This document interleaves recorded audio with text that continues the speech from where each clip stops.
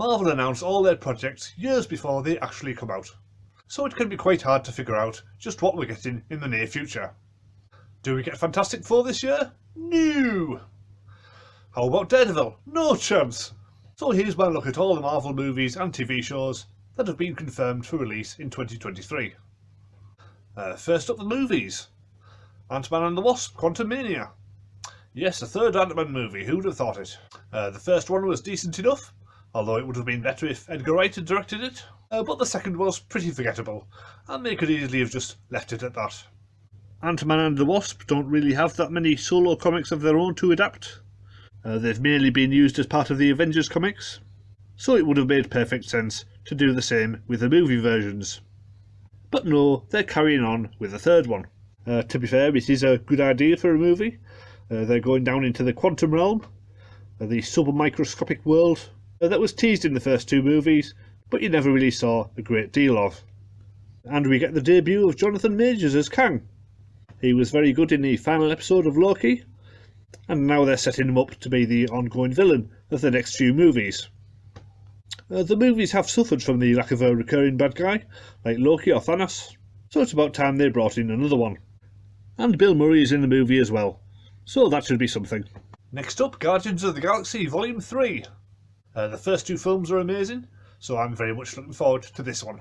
We already had a taste of it in the Christmas special, as we saw the gang have taken over the asteroid known as Nowhere, and Cosmo the Space Dog has joined the team without any explanation. Beyond that, we know Gamora is coming back, though I'm pretty sure she died in one of the Avengers movies. It was a pretty big moment. And Adam Warlock is also in it, played by Will Poulter, who's a very good British comic actor. Warlock has some pretty incredible storylines in the comics, so if this is just the start of bringing them to the screen, it's going to be very interesting. It's also James Gunn's final Marvel movie before he takes over the entire DC universe, so here's hoping he goes out with a bang.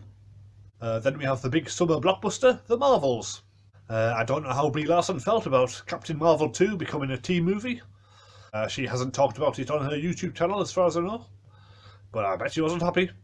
Still, Iman Vellani as Kamala Khan was great in the Ms. Marvel show, and I've no doubt she can step up and be just as good in the movie.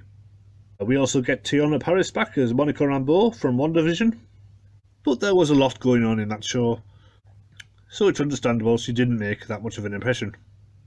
It will be interesting to see if they just assume the viewers have all seen Ms. Marvel and WandaVision, or if there'll be a previously on Marvel section to bring people up to speed. On to the Disney Plus shows, and the first of these is What If Season 2. The first season of this was surprisingly good, with a unique animation style, and storylines taking elements from the movies and giving them a whole new spin. I guess Season 2 will be more of the same, probably pulling from some of the more recent movies. What if Hawkeye sacrificed himself instead of Black Widow?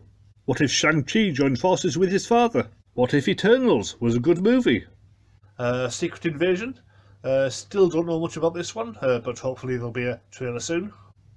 We know that Nick Fury, played by Samuel L. Jackson, is the lead, and frankly it's about time, as he's been in more Marvel productions than anybody else. But so far he's always been a supporting character, so now he can finally sink his teeth into a major role. It's based on the comic storyline, where lots of characters turn out to have been replaced by Skrulls at some point in their past, possibly many years ago. So I guess that'll be happening to some of the MCU characters. But only a handful of them are actually in the series, so it's not quite the same scope. And Emilia Clarke is apparently playing Abigail Brand. She is a mutant in the comics and part of the X-Men books, but I'm guessing they won't be going into that here. Possibly just introducing the character so they can reveal her as a mutant later on. Loki Season 2. The first season was quite a ride. It packed a lot into each episode, and I think I'm going to have to watch it again to really appreciate everything they were doing. It's really the closest Marvel have got to doing their own Doctor Who show. Tom Hiddleston is their version of the Doctor, the charismatic traveller in time and space. Sophia Di Martino is his glamorous companion Sylvie, and the Time Variance Authority are basically the Time Lords. And Richard E. Grant is in both shows. That can't be a coincidence. Ironheart. This is the return of Dominique Thorne as Riri Williams from Wakanda Forever. And as I said in my review of that movie, she was perfectly fine as this genius teenage girl who gets to design her own Iron Man suit. I haven't read any of the Ironheart comics, so I really don't know what to expect from this one. I'm guessing it might not be my cup of tea, but we'll see. Agatha, Coven of Chaos. I'm guessing this will be released around Halloween, though I don't think it's started filming yet, so you never know. There's not much information about this one yet. We know it brings back Agatha Harkness from WandaVision, played by Catherine Hahn, and the character certainly has a lot of potential, which WandaVision maybe didn't have the time to go into. Also, they've announced Aubrey Plaza is in the cast. I've been a fan of her since Parks and Recreation. She was great in Legion, and more recently The White Lotus. In this one, I guess she might be playing a witch or something. So that should certainly be something to look forward to. And finally, we have Echo.